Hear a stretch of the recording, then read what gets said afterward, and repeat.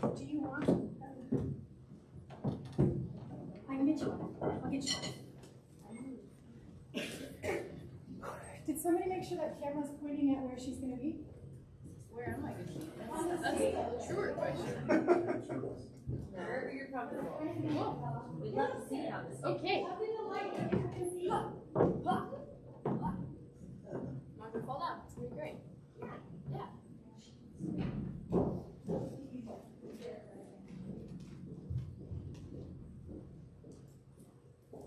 We can start. Okay. Let's make it happen while it's happening. Cool. Well, that's going to go in my head. I don't really know when to start. That's my I'll help you. So, thank you. That's great.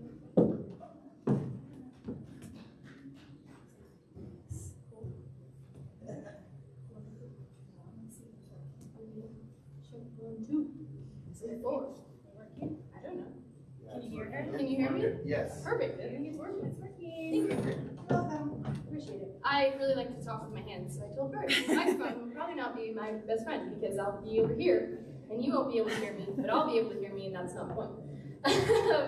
Thank you all for being here. It means so much to me to have all of you here, and like Bird said, I'm so grateful I get this opportunity to share, but really this is God's story that I get to be a part of, and something that He has done in my life that I now get to share with you guys, and I am so very grateful. So thank you all for being here, and also if you have questions while I'm talking, write them down. There will be a time to ask me questions so I can share the best that I can, because you guys were in Africa for 6 months, but I was, and sometimes that's hard for me to explain. So feel free to ask me any questions at the end. I would love to answer them the best I can.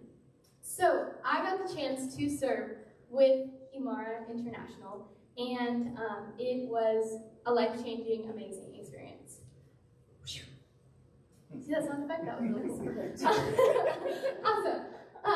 So the Imara mission, their goal is to provide education and life skills for Kenyan teenage mothers and early childhood education for their children, so that they may achieve their full potential in their communities and in the world.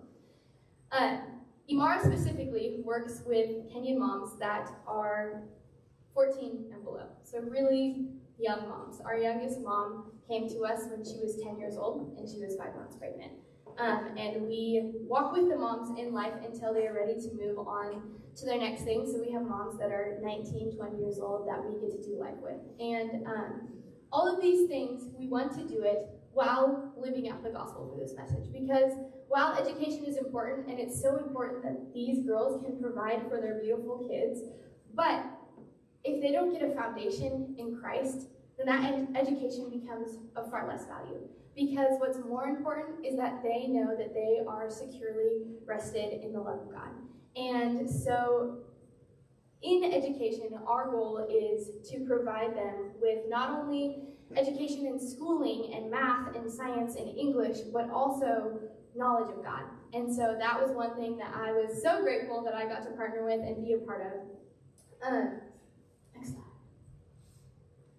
Cool. So this was my very first day getting to Imara. I had flown 20-some hours in the airport, spent the night in Nairobi, craziness, drove up, and I got to go to Imara and meet all of the kids and the girls for the first time, and I was like, oh my goodness, there are so many kids, there are so many names, this is a lot. But I connected with them right off the bat, which I'm so, so grateful for. There was kids climbing on my back after me being there for like 2 hours, and the little girl on my lap in the middle, her name is McKenna with her tongue out. She is absolutely adorable. She's just over 2 years old, and her mom comes up to me at the end of the day that I was there, and she goes, you know what, normally when there's a white person, my daughter runs and screams and gets out of there. And she's like, but she came and she sat with you, and I think that means that we're gonna love you a lot. And so it was just this sweet welcome from day one, and I got to meet everyone, and it was overwhelming and it was crazy, but I am so, so grateful, and it was one of the sweetest days. So, yes. I'm gonna walk through what education looks like at Imara. So we're gonna start with the youngest group, with the preschool. So once their moms have they're kids, and the kids are growing up, and they're about 2 to 3 years old. Then they will then leave the baby class, which they're hanging out and taking naps in and having a great time, and they'll move over to a classroom where we have 2 wonderful preschool teachers, and they will start learning their colors and their shapes and all of those very fun things. And I got to be a part of that and get to do crafts with them and make numbers and letters with popsicle sticks, and some letters you cannot make with popsicle sticks, and that was a fun adventure too. But then, once they reach the age of 5, they enter into our equivalent of what preschool would be. It's called PP1 there, and then they move on up in grades. But after reaching the age of 5, they then leave the campus of Imara and they go to a local grade school, which was called Hares, because they pronounce all their H's like herbs. So the kids would go to Hares, and they would go and they would come back and they'd be like, "Oh, Kenya, my homework is just so big today." And we would sit and do homework together, and it was amazing. For the girls that come in, our goal is to get them to go to a high school, but before they can go to high school, when a mom comes in and she is 12 years old, she is obviously not old enough to even go to high school yet, and she doesn't always have the access to education. So they go through a tutoring process, which we have a very amazing teacher. His name is Teacher Martin, and he takes the girls and he tutors them until they reach an education level where they can go into high school. So some of our girls come in at 3rd, 4th, 5th grade, and so he helps give them all the supplemented things that they need so they can catch up to whatever grade they need to be in, and then eventually move into a local high school that they go to called Bergeret, where 6 of our moms are currently going right now. So they will leave in the morning. They leave very early at like 6:20 in the morning. They go to school all day, and they come back around 5. So that is kind of how the education works there. And then after they have graduated, they then have the option to go to several vocational schools where they can get certain training. Some of our moms really want to go into braiding hair and learning all that things. One of our moms is currently going to nail tech school, and she has just completed the year-long program. She did my nails right before we left. She is very, very talented at that. And we also have 2 moms that are going to a cooking school, and so that was super fun to get to cook with them. And this is one of our moms, Jane. She actually has twins, 2 cute, beautiful girls. And she has been going to cooking school for a little over 3 months now, and she will then move into an internship program with a local restaurant and work for them. And it's been so fun to watch her get home from class and be so excited that she wants to cook a meal that she learned about for everyone. So she has had the opportunity to do that several times, and so we got to do that together and spend lots of time in the kitchen doing very fun things together. So after they reach this point where they're kind of becoming independent, and oftentimes they're around 19, 20 years old, they then move into what's called the launch program. And the launch program is through Imara, but they are no longer living on the center. They are now moved out onto a house of their own where they're living with their kids, and they have more freedom, and Imara will help supplement their bills, their groceries, their rent, and then they slowly get integrated back into a life that is now their own, with hopefully the tools and the skills that they need. These are some pictures. Over the school break, we did several cooking challenges, and we really want the girls to be able to cook for themselves, and while they're in school, they do not have time to do that. And so during the break, we take advantage of that, and we make different foods. So on the top left, I am smashing with like a potato smasher. I don't know what it's called. But I'm smashing a meal called mokimo, which is a mixture of a bunch of different foods all put together, and then you mash it all up. And I don't actually know why it's green, but it is green. Down in the bottom left corner is chapati, which is it's kind of like a tortilla. It's the most similar thing I can describe it to. But they cook it once a month, and it's kind of like their fun treat. And as a gift to say goodbye to me, they bought me the special pan that you cook chapati on, which was very, very sweet. The other pictures are all of us just hanging out and cooking together, and then the one in the bottom right is a picture of us doing dishes, because as you can imagine, when you're cooking for 14 girls, 15 kids, and a staff of 7 to 8, you have a lot of dishes. So we spent a lot of time doing dishes together, and they always do things just bent straight over. Like, they do not go down to the ground, they just bend straight over, and they're like, Kenia, why can't you just do this? I'm like, I don't bend like that, I'm sorry.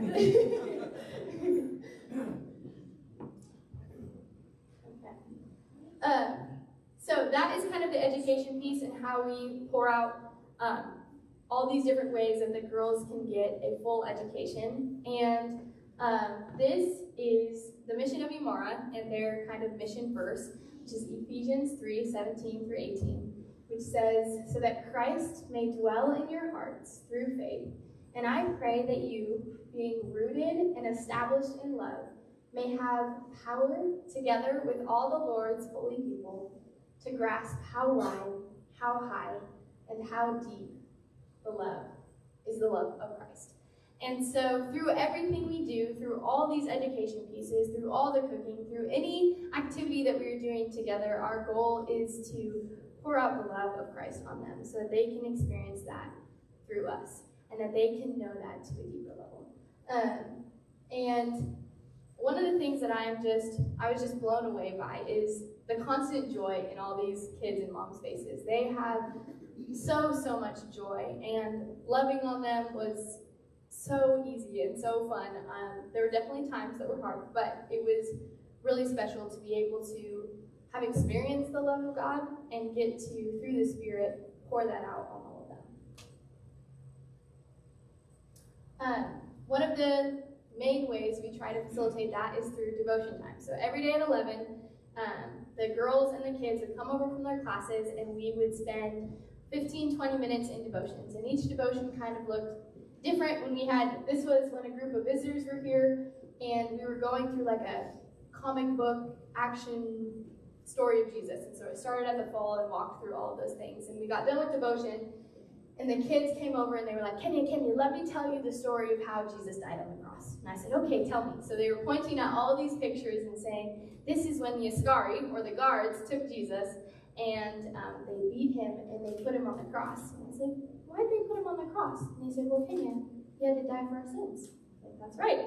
And so I just got to have these sweet moments of walking through these things, and having pictures was a lot of fun. So we would choose activities that were trying to engage with them. And one time we had this devotion book, and we had a story about a maze. And it was like, have you ever been through a maze?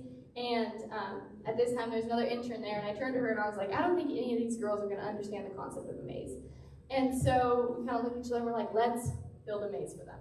So we got up a bunch of plastic chairs, and we set them out all around the yard, and we told the girls, they came over for devotion, we said, go to the dorm and go get your blindfolds. So they brought blindfolds back, they brought handkerchiefs back, and we had one of them stand at the beginning of the maze, and we said, you have to guide your partner through. I'm like, what do you mean? I was like, you have to tell them to go forward, and go left, and go right. And so we had them create this image of a maze in their mind, and then we had this devotion, and we talked about how sometimes it does not make sense when we are going somewhere and we're like, God, I don't understand why I'm going here. And sometimes there are times in your life when you cannot see what you're getting to. And we have to learn to trust in God and be like, okay, God, I don't understand why you're telling me to go right, but I'm going to go right. And I'm going to keep walking in the things that you have before me. And so that was one of the really fun activities we got to do. And then one of the teams brought kazoos. So we were marching around the compound, kazooing when the Saints were marching in. It was a wonderful time, and those kazoos were a gift that just kept on giving for many days. Another piece of Imara is the farm, and I will expand a little bit on the farm later. But like I said before, when we are feeding lots of people, lots of hungry moms, lots of hungry kids, and so on any given day, they're making a meal for about 50 people. And so one of the ways that we supplement food is we have a farm where we are growing lots of amazing food. And September, when I got there, we got bee boxes and put up bee boxes, so there will soon be honey as well, which is exciting. And then the middle and very far picture with me and one of the girls is a very traditional Kenyan food where they take kale and they cut it up and then they will cook it, and it's called sukuma wiki. So that is one of their staple foods that they eat pretty much daily. So they were teaching me how to cut it, and they were like watching me, and they were like, Kenia, you're gonna cut off your fingers. And I was like, I might, but I'm trying. And I also in that photo got my hair cornrow braided by one of the girls, and so that was very fun. Right now at Imara, there are 14 girls living on the center and one girl who is part of the launch program. And so the way that it kind of works for Imara to get these girls is that the government will find a girl who is 14 or younger and is pregnant or either has a very young girl, and they will call Imara and they're like, this is the situation, this is what's going on, and Imara will tell them the required paperwork they need, and then all of that stuff gets filed through the government, and sometimes it can take weeks, sometimes it can take days, it just depends. And after that, they then move, sometimes with some of their stuff, and sometimes they just come with themselves. And they then live in Imara, and they get to meet all of these wonderful girls and some of these crazy white people who are now part of their life. And while I was there, we had 2 rescues when 2 new girls came to us, and they are truly amazing. They are some of the strongest people I know. To have a kid that young and to be doing all of those things, going to school, washing your clothes by hand, washing all your dishes by hand, hanging up your clothes to dry, all of those things, and still pushing forward and still with a smile on their face. And so meeting them was one of the most amazing things. So, as you can see, they're all so beautiful. They have beautiful smiles. We have a rule that only beautiful girls can come to Imara. So that's what Carol kept telling me. So a typical day at Imara for me, one of the fun things about being an intern at Imara is that every single day looked a little different. But a typical day, I got up around 6:30 and 7, and Carol and I would head to Imara between 7:30 and 8, and we would get there, and at 8:30, all the staff meets together for morning prayers. So we would get in a circle, and we would pray all together about upcoming things, about things that were going on with the girls and their families, about whatever we felt like the Lord was placing on our hearts. We'd spend 15 to 20 minutes in prayer together, which I thought was a really special thing to not only be praying for the girls and the kids, but also for the staff to come together and to connect with one another and to pray as a team, as a family. After prayers, the girls and the kids would have their schooling, and I would spend the day doing odd projects, organizing file cabinets, putting together preschool lessons, whatever was needed. I was doing a bunch of random jobs, and then at 11, a lot of times I helped lead devotions. We had songs, and then after devotions, shortly after that was lunchtime, so we'd all eat together. And then in the afternoon, normally I hung out with the little ones that were like 1.5 and under and played with them, read books with them, and then had a bunch of other projects I can't even explain. We just did a bunch of things, and then you're like, the day's over. Okay, we're going home and eating dinner. But it was filled with so much fun, so much joy, and it's always fun to have a new thing to do. So, meeting the staff was one of the most amazing things, and they accepted me like family, and it was very, very sweet. About 3 weeks after I got to Kenya, Carol, the lady who I was staying with, came back to the States to do fundraising, and so I was then the only white person anymore. And it was a little nerve-wracking at first because I knew Carol the best out of all of them, and in some ways I could kind of hide behind her a little bit, and then I was staying there and I was like, okay, I can do this. And so it forced me to reach out to the staff and to ask questions and to learn about them and to create relationship with them. And the lady on the left, her name is Lucy, and she would say every day I would come and she would put out her arms and she'd be like, come here, my baby. And she's like, this is my daughter, everyone. And I got claimed as family, and it was just so, so sweet. And I'm so grateful that they accepted me in and treated me like their daughter and joked with me and made me do funny things. It was incredible. While I was there, my family got to come visit me, and that was definitely one of the highlights of my trip. My mom, my aunt, and my 2 cousins got to come and spend 10 days doing life with me and just getting a picture into the life that I was living in, the world that I was in. And it was so fun. Even after they got back, I was able to say the names of kids, and they were able to put a face to it. And so that was one of the sweetest things, to be like, guess what Samuel did today? And my mom and my aunt could understand a little bit of this little guy and his personality. And so that was a really sweet thing to have my family there, and they got to meet some of the people that mean so much to me. So I'm so grateful that they got to come and give their time up here to be with me and to spend it with the girls and the kids. So shortly after they left, we took a trip to Malindi. So the area I was in Kenya is pretty central, and it's more of the mountain region. I was living at about 6,000 feet of elevation. And we decided we were going to take a trip to Malindi, which is all the way at the coast. So we took a bus, and the bus was supposed to get there at around, I think, 4 p.m. And we're waiting around, we're waiting. It's now 6, it's now 7, but this is just how things roll in Kenya, so you're like, it's okay. So the bus shows up, and we all file on the bus, and we are excited. We are going to the ocean. None of these girls have seen the ocean. It is so exciting. We've been spending time doing a sea life class, learning about sea creatures and tides, and how the moon, and the gravitational pull, and I had to explain that, and I was like, I don't even know what I'm talking about, so it's okay if you don't either. And I was explaining tides the best I could, and they look at me and they're like, Kenya, you are lying. You are lying to our face. You are lying to us. And I said, no, I'm not lying, actually. This is how it works. They're like, we do not believe you. I was like, okay, when we go to the ocean, you will see it.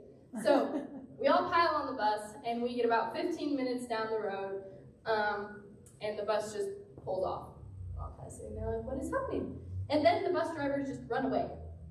We're like, well, that's not going to work very well when our bus drivers run away. So it was like 10 o'clock at night, 11 o'clock at night. And so we finally, some of the staff members went and found the bus drivers and brought them back. And they're like, oh yeah, just so you know, your bus is broken. It's not going to make it to the coast. So we turned around, went back to Imara. It is now raining, and we unloaded all of our stuff. And we are now back in Imara. And it's 2 a.m. in the morning, so we all just go to sleep. Wake up the next morning, and there was another bus that came. So we're like, okay, we got it this time. So we all file on the bus, we get everything on the bus, we make it down the road about 4 hours. We're like, we are doing good. So it is now late at night, we pull into a gas station, and the bus company refuses to fuel the bus. Like, when we said that we wanted you to drive us, we gave you money for fuel and all the things. And they were like, no, we're not gonna fuel the bus. So we then sat there for several hours at the gas station until Carol sent them money to fuel the bus because they weren't doing anything. So we're back on the road, and after 9 more hours of driving, we made it to the coast. We were almost there. It is so hot on this bus. There's 50 of us on this bus, and 2 windows open. There is no AC, and we are stripping all the children's clothes off because everyone is just so hot in this bus. And I'm like, this is the adventure of a lifetime right here. So we are almost there. Like, you can smell the salty air. The sea is there. So we are moving that way, and the police pull us over, which is a really normal thing. The police will pull you over for anything and ask for money. So they pull us over, and they're like arguing with the bus drivers, and we're all sitting on the bus, and then we decide to get off the bus because it is so hot. So we all file off the bus, and the police look at us, and they're like, oh, you guys have a bunch of kids and babies. Yes, we do. And they're like, oh, okay, we won't arrest you now. We'll just get on the bus and ride with you to wherever you're going. Okay. So the police hop on the bus, and we continue on. We finally make it to where we were staying at the guest house that we were staying in, and we all get off the bus, and we are so grateful to be there, so grateful to fill up our water bottles and drink some cold water, and we all made it, and no one knew how to swim, and no one drowned, so I consider that a success. We got to see so many cool sights, and the girls just had an incredible time. It was so fun jumping in the ocean with them and just getting to see their raw reaction of what it looks like. And we were staying in a place we were able to walk directly to the beach. And so we walked there one time in the morning and one time in the afternoon, and the water levels had changed. And they all look at me and they go, Kenia, you weren't lying. The water really does go up and down. I was like, yes, it does. So that was very fun, and we got to go visit Vasco da Gama, which was one of the guys that came down from Europe to Africa, and we got to go see the Getty ruins, and it was all things they had heard about in school, but they had never seen, and so it was so fun watching them connect all these things together. And we got back from one of the trip, and one of the 5-year-old little boys was looking through a school book, and he goes, Kenya, I've seen something from Melindy. And I was like, did you see a fish? What did you see? He's like, no, come look. And he showed me it, and it's that statue of where we went to Vasco da Gama. And he's like, look, we saw this in Melindy. So it was so fun to watch them connect and put these things together, and to get to go to the ocean with them for the very first time. And yeah, the kids loved it. There was sand absolutely everywhere. But they had a great time playing and splashing in the water, and they absolutely enjoyed every moment. So it was very special, even though it was a crazy journey. But on the way back, it wasn't as crazy. We just got on a bus and had the 14-hour bus ride back, but we made it.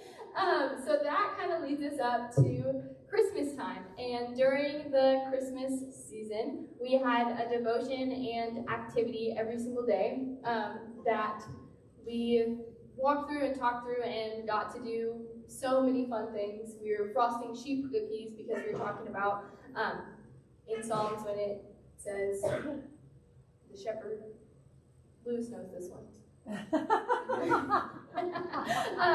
And so we were frosting sheep cookies and doing a bunch of different activities with them. On the next slide, we have the Tower of Babel that we created. We talked about the Tower of Babel, and we created it with cookies and frosting, and that was me and my team. And then we tested it by throwing a small package of cookies at it, and it took them 3 times to break our tower down. So I'd say we built a pretty strong Tower of Babel. So we just kind of walked through from the Garden of Eden and walked all the way up through to the birth of Christ, and then what that was meaning going forward, and what Jesus Christ coming did for us, and what that meant. And so we got to have so many fun times. And then, of course, if you have frosting, you teach children to put the frosting on their face. Yeah.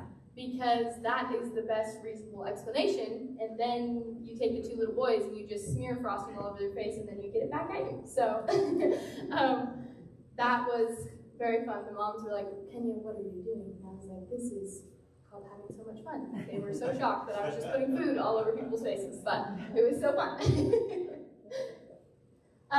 For Christmas, I got to help put together all of the stockings that each of the girls received. So each of the girls received a stocking with different toys and trinkets and food inside of it. And then the kids got one as well. So we brought over cinnamon rolls in the morning, and just watching them open these sweet little presents, and the absolute joy on their face, and just the gratitude and the thankfulness was something that I will treasure forever. It was such a sweet moment to just see their happy faces, and they each got to buy their kids an outfit, and so they gave them to their kids, and they were so excited about it, and it was something that was very, very sweet.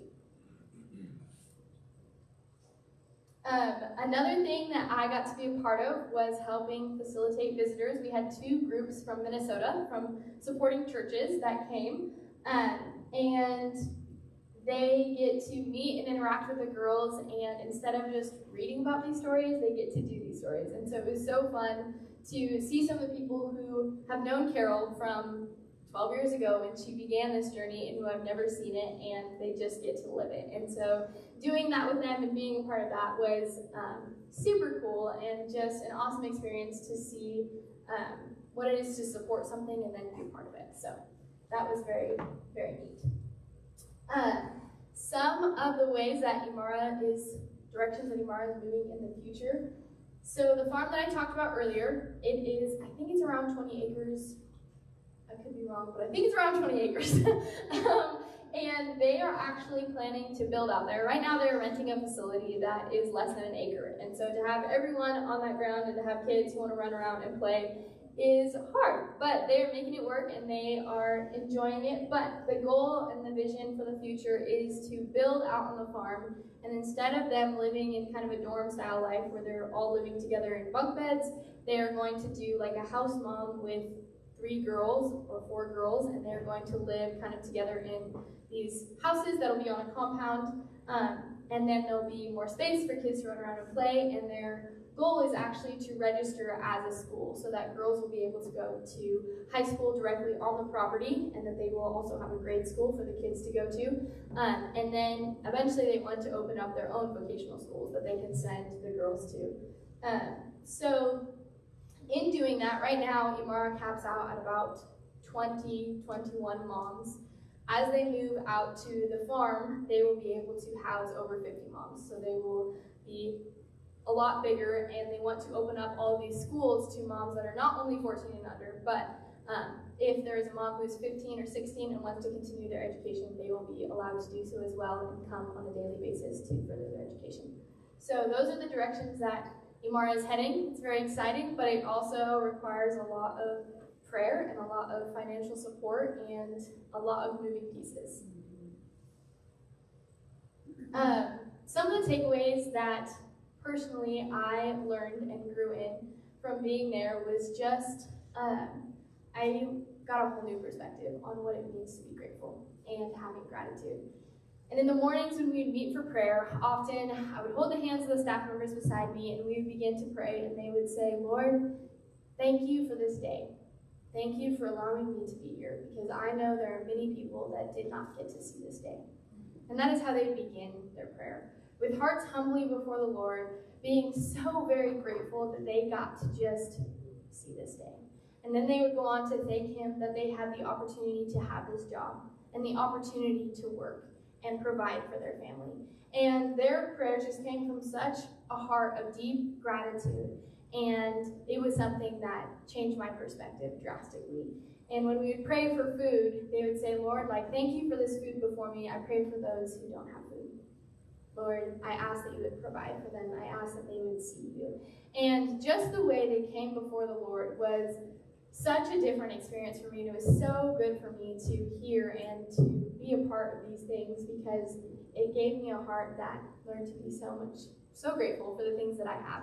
And it was so hard watching some of these girls have hard relationships with their family, going through these really, really hard things. And I was standing there like, God has given me amazing parents, amazing people in my life. This is really hard. But it taught me to be so grateful for the things I have, and that I get to, in a small way, give that to the girls. And I got to be like an older sister to them, and to love them, and to care for them. And that was something that, one of the big things that I learned. Another thing, especially as I was leaving, I was like, okay, God, I'm trusting this is what you have next for me. And I got there, and I'm like, okay, I'm here, what do I do now? And so just watching God walk with me through every step of the way, and seeing the doors he continued to open that I could have never even imagined, but he was with me through every step of it. And that kind of leads me to my next point, is that I truly saw the faithfulness of God over and over and over again. And as I was preparing for this, I was looking back through my journals, reading through just different memories and stuff like that. And one thing that was so evident is that so often in my journal, I was writing, God is so faithful. He is faithful over and over again. He's so faithful in my life, and he's faithful in the girls' lives, and he's faithful to Imara. And so that is one thing that I held on to tightly, and I'm so grateful for the faithfulness of God and how he continues to show up. And two of the verses that I really clung to while I was there, one of them comes from 1 Thessalonians 5:24. It says, the one who calls you is faithful, and he will do it. And kind of once I got there and I was getting in the rhythm of things, and I was like, God, I don't really know what I'm supposed to do. Like, creating relationships with people who have such a different cultural background than you is so hard. And some of these girls are the same age as me, but they have a child, and that life looks a lot different than my life. And how do I connect with them? How do I create a relationship with them? And I was really struggling with this, and I was reading in my Bible, and this verse came up, and it was something that I just reminded myself often, over and over and over again, very often. The one who calls you is faithful, and he will do it. And so often we put it on ourselves to go and do this thing. I'm at Imara, I'm going to serve these girls, I'm going to love these girls. And it took me a step back, and it was like, okay, but what if I want to be the one that does it through you? Will you let me? And so just allowing God to work through me and allowing him to put opportunities for me to share with these girls and to love on these girls, and waiting on him was something that was super important for me to learn. Another one of the verses that I held on to was Hebrews 10:23, which says, "Let us hold unswervingly to the hope we profess, for he who promised is faithful." So both of these verses just reminded me of the faithfulness of God, and that he is able to do it, and that I need only to listen and to be obedient. And then another thing I learned is that you just keep praying. You keep giving it to the Lord. Even when it doesn't make sense, even when you don't understand, you keep giving it back to him. And this middle picture here is the day before our youngest mom went in to have her baby. She turned 11 years old the week before she had her baby. So I was sitting there, and she's sitting in the middle, and we're all getting ready to pray for her. And Carol goes over and starts talking to her. She's like, "Do you want someone to sit with you?" And she goes, "Yeah, can Kenia sit with me?" And so I just sat there with her, holding her hand, crying with her, and just praying for this little girl and all the things that God has before her, and that he would protect her, and that he would just pour out his love on her and her little baby, and that I would be a good representation of that. So that was a really, really powerful moment. It was a really hard moment, but super powerful in the things that God taught me, and the ways that I got to be a part of things there. Some of these pictures are from when I said goodbye. These girls actually picked out the fabric for this dress for me, and it was a goodbye present. And it was one of the sweetest things, and I am just so incredibly grateful that I got the opportunity to meet all of these girls and all of their kids, and that they got to be a part of my life and I got to be a part of theirs. It is something I will always look back on with so many fond memories and so much laughter and so much joy. One of the moms told me a couple days before I left that she was going to cut my legs off so I couldn't leave. And the staff suggested that we just tie a rope so that they can pull me back.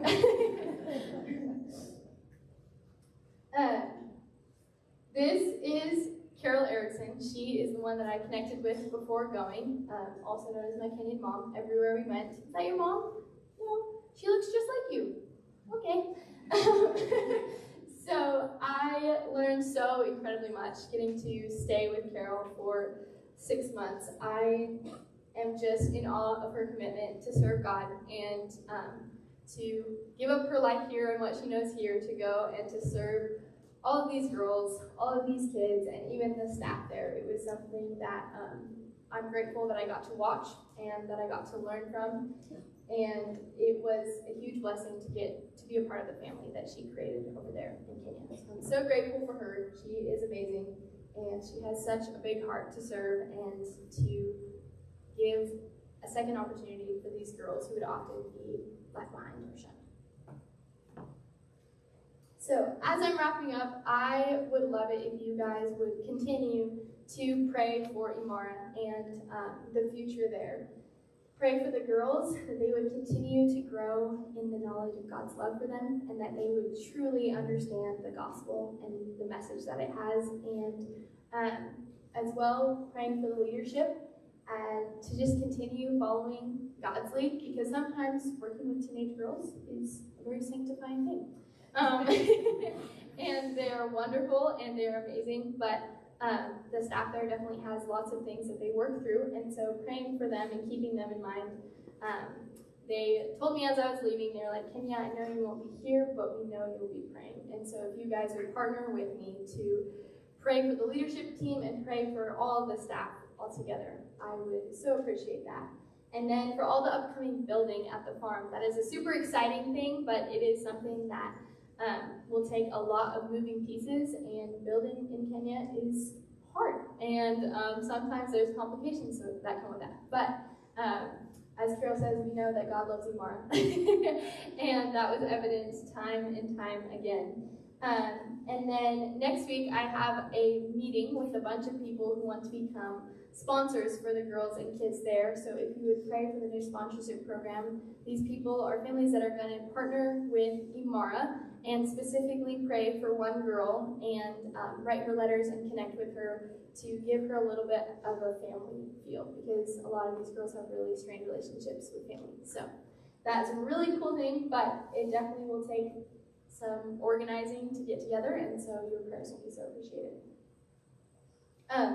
Now, if you have any questions, I would love to answer them. If you want to ask them now, or if you want to save them later and find me, either way is fine. But if there are any questions, I would love to try to answer them. I did a good job. You did a good job. Yes. So you said that it was like somewhat challenging to connect with them with just, obviously different backgrounds. Yeah. Did most of them speak English? Like was there a language barrier? How did that work? Yes, depending on how long the girls had been there, a lot of them spoke, or at least understood, a lot of English. And so that was really helpful to get to connect with them. But English is often their third language. They often speak their vernacular language first, so depending on what tribe they're born in, they speak a tribal language. And then their second language is Swahili, which is kind of the nation's language, and then their third language is English. And actually all their school is taught in English, and so they are learning in their third language, which is actually very incredible. And I definitely tried to learn some Swahili along the way, and I could hear a lot more of it than I could speak. And that was kind of fun, getting to try to mess around with that, and the girls appreciated that I was trying, even though it was not good. But I did try. Can you give us a couple words? In Swahili, yeah. Asante sana means thank you. Karibu means welcome. Twende means we go. Kuja means come. You learn that thing when you're telling a kid, come. Stand up, sit down. I got those. Kuja, si mama.